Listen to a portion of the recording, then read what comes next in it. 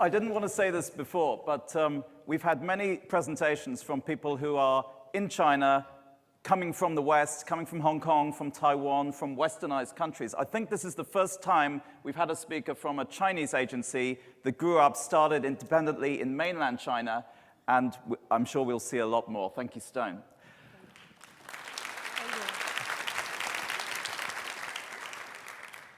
4 years ago, Cannes introduced a new category, PR. One of the most successful and award-winning PR agencies at Cannes has been Prime from Sweden. We thought it was about time we invited a creative PR person to join the showcase. Tom Beckman, please tell us a little bit about Prime and show us your work. Thank you so much. Legendary creatives Linus and Paul, then working at Mother New York, once compared our agencies, and they said that while Mother was karate, Prime was judo, and meaning that in karate you direct your force towards the target, while in judo you use the force of the target. So let's judo.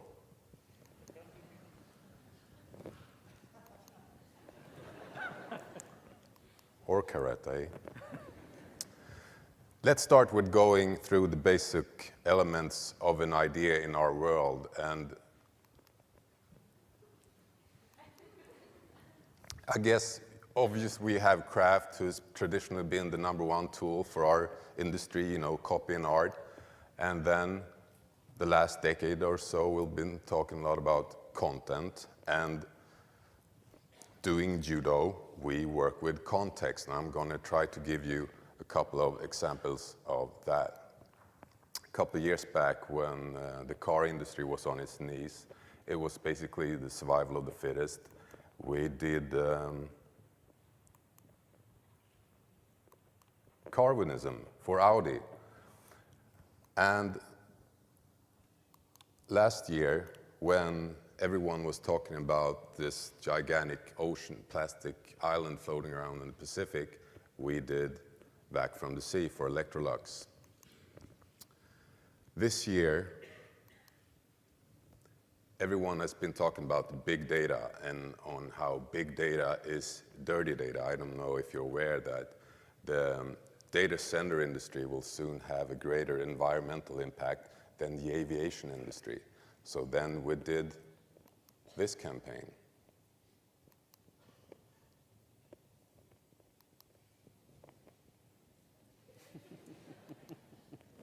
Sorry, guys, could you please roll the film?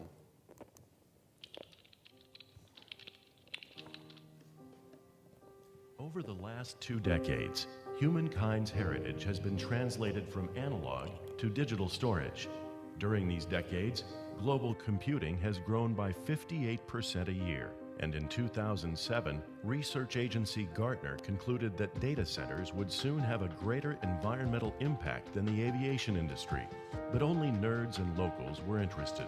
To sum it up, data centers were small, local, and bad news. In 2010, Greenpeace challenged the data industry to unfriend coal.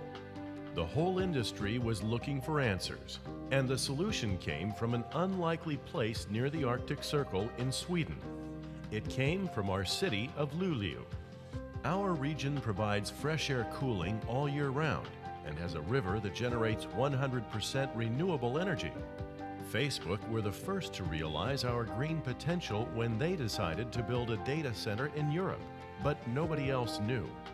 So we used these benefits to turn small, local, bad news into big, international good news by launching the Node Pole, a concept which stands for the ideal Arctic conditions and that the region will become a global node for data traffic. The Node Pole of Europe. We involved key stakeholders, the industry, decision makers, and NGOs. We declared our green ambition, and the Node Pole broke the news. We created a war room with an editorial staff interacting with news media and social media across all time zones. The message of the Node poll has to date reached more than 500 million people. Facebook could soon get a chilly reception, but don't worry, that may be a good thing. The social network. We were thrilled that the Swedish Minister for Foreign Affairs tweeted about us and that the Minister of Enterprise partnered with us. But above all, Greenpeace liked the launch. So I hope you get the picture here. Judo in our business actually is working with context as a primarily tool for communication, understanding what's going on in the surrounding world. So you're thinking now, okay, give me the context now so I have something to work on. And since we don't have much time, I'm not going to give you the whole picture, but I'm going to give you the big picture. And the big picture is something that we call post-commercialism. And basically that is, you know, as a consequence of this age of transparency, you have ever-growing consumer power. And for the first time, consumers are actually watching our commercial system from the outside. They now understand how it works, who owns the factories, the brand, the distribution, and so on. And the number one question you ask yourself when you understand the system is, who deserves to earn my money? All right? Who deserves to earn my money? And as a consequence, consuming has rapidly become one of the most important ways to express views and values. And when consuming is views and values, companies, corporations, brands will follow.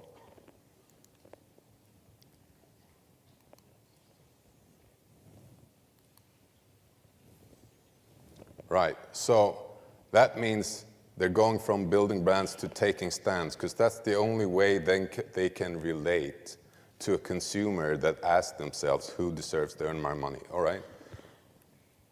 And this is why these kinds of tweetable lines are starting to show up in our industry. And it's kind of ironic that, you know, the last decade or so, we have been talking about converting our clients into advocates. But of course, if you want to have followers, you yourself has to be an advocate. So don't try to create advocates, be an advocate, take a stand. That's how you relate to consumers today. And maybe you would expect Patagonia or Ben & Jerry's to act this way, but you wouldn't expect the mayor of New York to suddenly ban supersized sodas, and you wouldn't expect Disney to follow up on that by introducing nutrition guidelines for advertising in their channels. And you wouldn't expect the Starbucks CEO to actually have an opinion on the political deadlock in the country.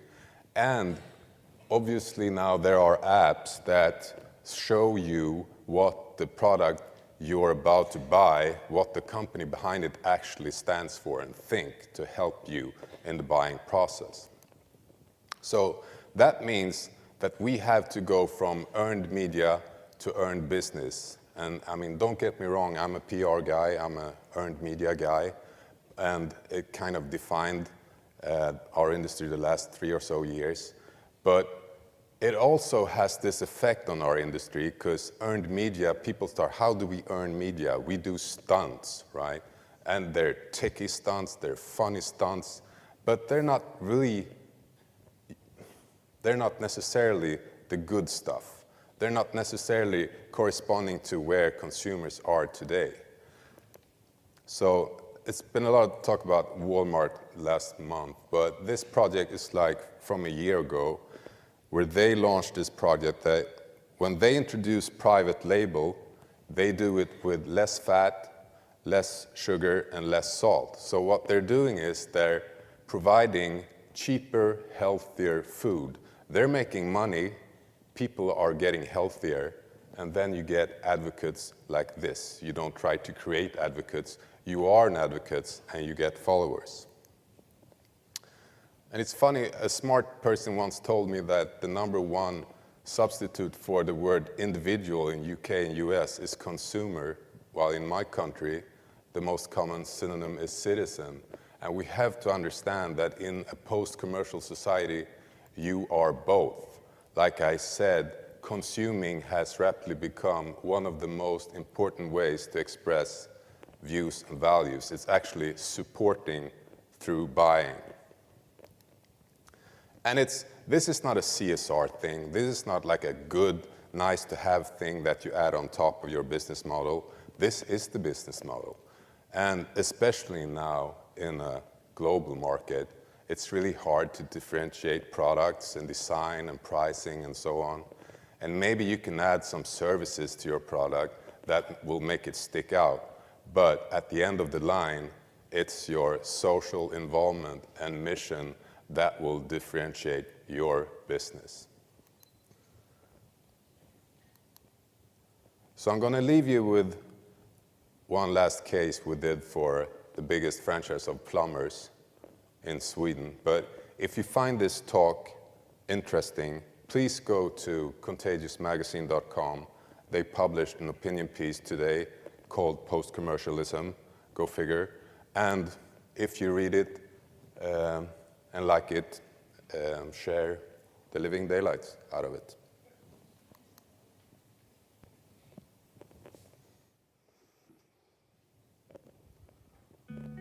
What did you want to be when you grew up? Police officer? Doctor? Fireman? Plumber? Comfort är Sveriges största VVS-kedja. Vi består av flera tusen rörmokare. Vid en intern mätning som vi gjort såg vi att vi behövde stärka kedjan. Vi behövde enas kring något, skapa stolthet och stärka oss tillsammans. But how do you unite a franchise made up of loosely connected companies? And at the same time, boost pride among plumbers?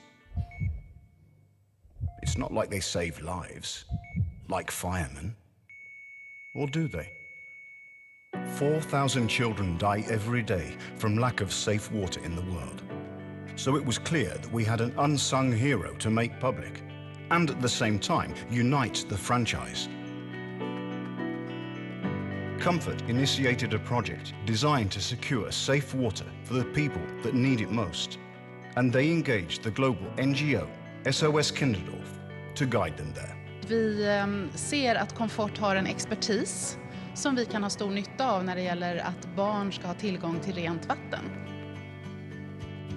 A project where the employees of Comfort could prove to themselves that they count for something, that they serve a purpose. Pure water means health for children. Je bois de l'eau et je me lave et je dors. Där olika aktörer samverkar för barnets bästa. Vi fann att vi kunde göra skillnad. Men vi fann också en ny självbild. Och det har svetsat samman oss som kedja. Comfort is proving to themselves and the world that their job is more than just changing pipes and installing pumps, but providing the essentials of life. Clean water. Thank you so much. Go to Contagious.